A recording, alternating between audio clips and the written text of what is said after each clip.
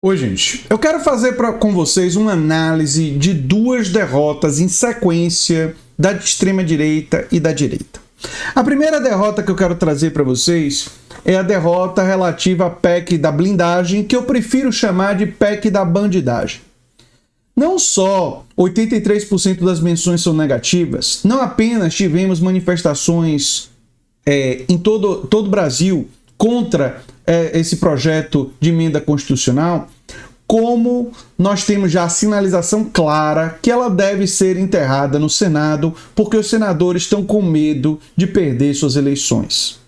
Senadores que se posicionarem favoráveis a isso têm grandes chances de serem derrotados nas urnas.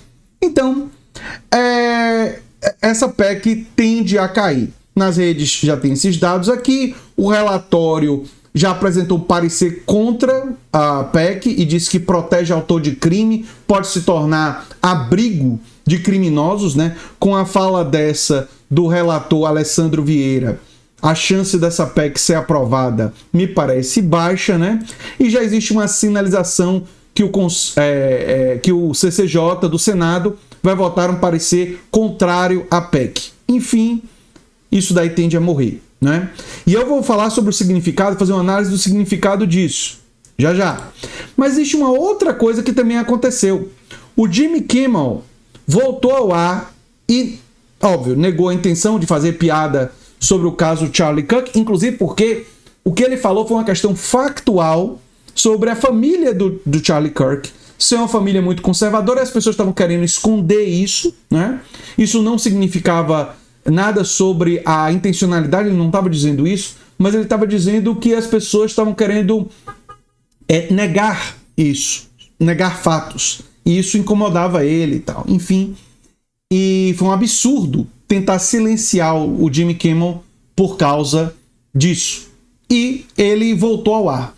E ao ele voltar ao ar, ele que é um dos maiores apresentadores lá dos Estados Unidos, isso também atinge o âmago da extrema-direita.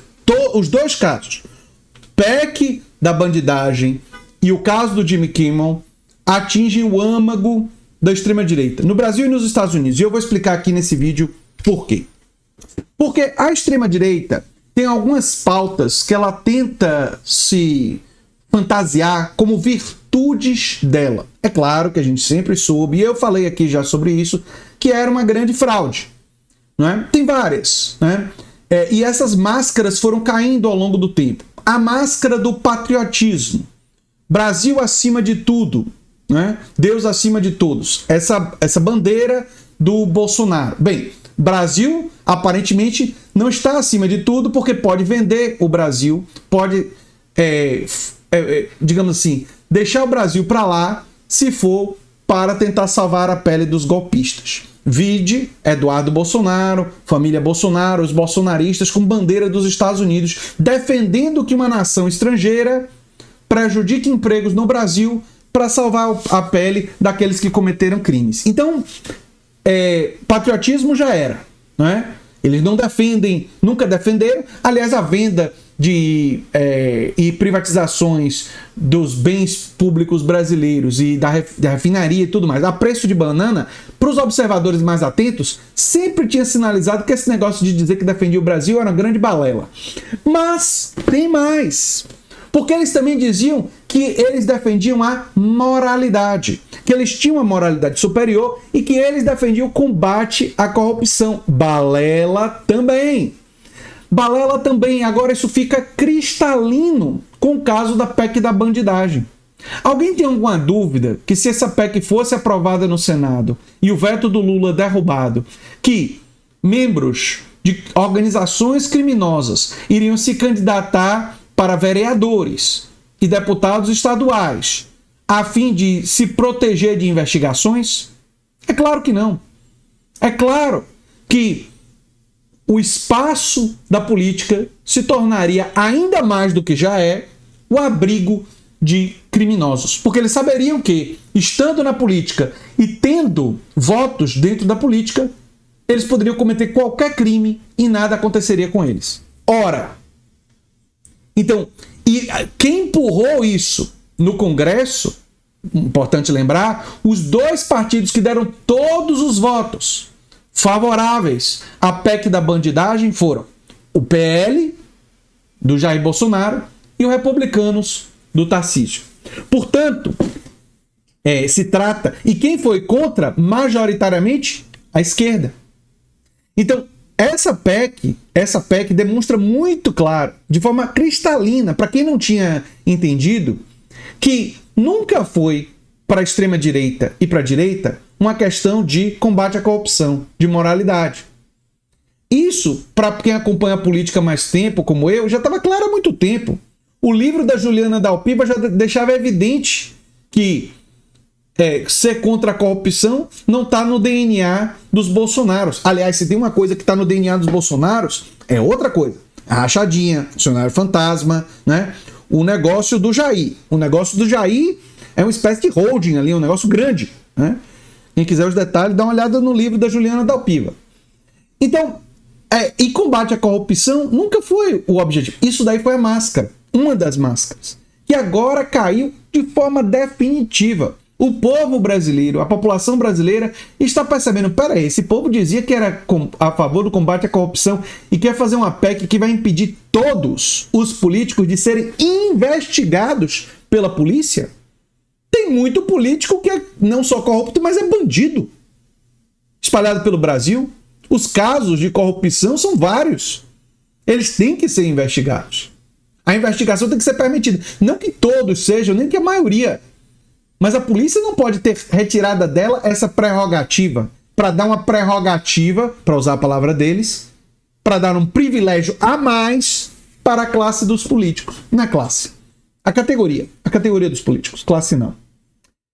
Mas o caso do Jimmy Kimmel mostra uma outra coisa que está caindo também. A ideia de que eles defendem liberdade de expressão. Balela! Quando o Jimmy Kimmel falou um fato no momento que algumas pessoas consideraram de mau gosto, a opinião delas, eu não achei, mas enfim, isso daí é opinião, elas, na extrema-direita estadunidense, mobilizou todas as forças e o presidente dos Estados Unidos e o seu indicado ao FCC, ou seja, o Estado americano ameaçou, agiu como um mafioso, dizendo que vai ser por bem ou vai ser por mal, mas o Jimmy Kimmel vai ser punido. E será, no fundo, silenciado. Esse pessoal defende liberdade de expressão? Não. Eles nunca defenderam. Como pode um presidente atacar um comediante que disse um fato e querer que ele seja demitido? E não é a primeira vez que Trump faz isso. É importante lembrar os ataques de Bolsonaro à rede Globo de televisão. Eu concordo com tudo com a Globo? Claro que não. O editorial da Globo, muitas vezes eu tenho divergências? Óbvio que tenho. Mas eu defenderia que a Globo ou qualquer jornalista fosse silenciado porque eu tenho divergência com ele? Não. Eu iria disputar esse espaço. A gente deve disputar esse espaço, deve discordar, deve expressar a discordância, dizer, fulano falou bobagem. Quantas vezes aqui eu não disse que o editorial do Estadão, o editorial da Folha de São Paulo, é um editorial com o qual eu tenho profunda divergência, mas eu nunca negaria a Folha ou o Estadão de ter o direito de ter essa opinião. E eu tenho o direito de discordar veementemente, eu tenho o direito de criticar veementemente essa opinião. Isso, para aqueles que não estão acostumados, isso é a verdadeira, né? Essa é a verdadeira liberdade de expressão. Sabe? O que não inclui difamação, calúnia, mentiras, fake news em época de pandemia, porque com a palavra é possível se cometer crimes também. Mas a liberdade, ela fala sobre a divergência de ponto de vista, de opinião. Enfim, no caso do Jimmy Kimmel foi até meramente um fato que ele relatou, que as pessoas ficaram incomodadas porque não gostam de lembrar que a família do atirador, do Charlie Kirk, é uma família de republicanos amantes de armas. Eles preferiam que fosse uma família de esquerdistas cheio de gente trans. Não era bem o caso, né? Enfim, então ficaram muito chateados com os fatos. Agora, gente, isso é muito importante. Essas duas derrotas mais recentes, elas sinalizam que é possível o campo progressista mostrar para as pessoas que essa suposta superioridade moral é uma grande fraude, que essa defesa que eles fazem da liberdade de expressão é uma grande mentira. Eles fazem isso para ter supostos princípios para defender. Porque se eles fossem para a população dizer o que eles realmente defendem, ninguém ia votar neles. Sabe qual é a agenda real da extrema-direita?